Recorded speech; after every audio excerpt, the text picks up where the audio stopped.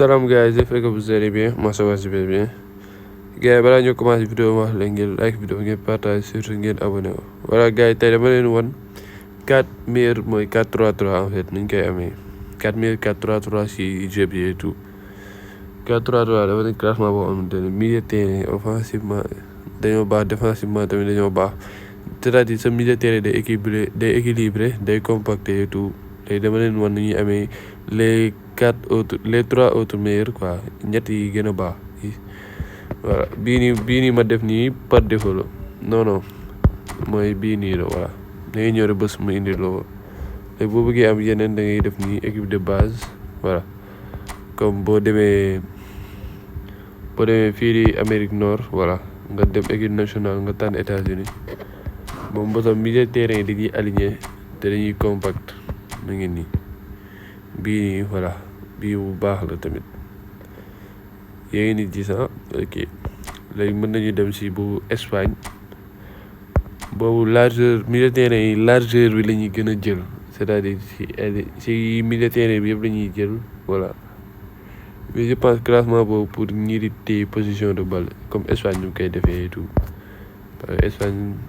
équipe la boo xamante ne voilà wàllum football moom position de balle lu mu koy am moom gëwuma benn équipe am ko si monde bi quoi voilà nii bés waaw fii nga bés après bés par défaut yéen ni gis milieu défensif dafa wàcc ci défenseur mais milieu offensif yi milieu relayeur yi dañoo écarté wu trop voilà lii pour gën a dominer adversaire bi lay du voilà bi choisir leen ko tamit voilà am na beneen mooy bu Liverpool je pense Liverpool boobu mooy 4-3-3 bi nga xam ne gars yi moom lañ tàmm utiliser voilà Liverpool yëpp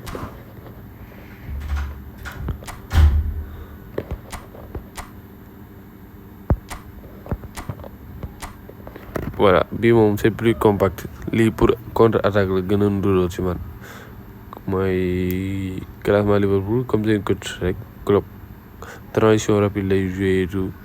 bu dee bu Espagne moom yëpp dama leen di conseil ngeen jël mooy Pep Guardiola voilà jeu de possession ngeen jéem a téye bal bi même bu États-Unis boobu tamit mën nga choisir ñaar yëpp mais bu nekk dafa am ay caractère et tout voilà gars yi vidéo bi jeex na voilà ma wax la ngeen like ngeen partage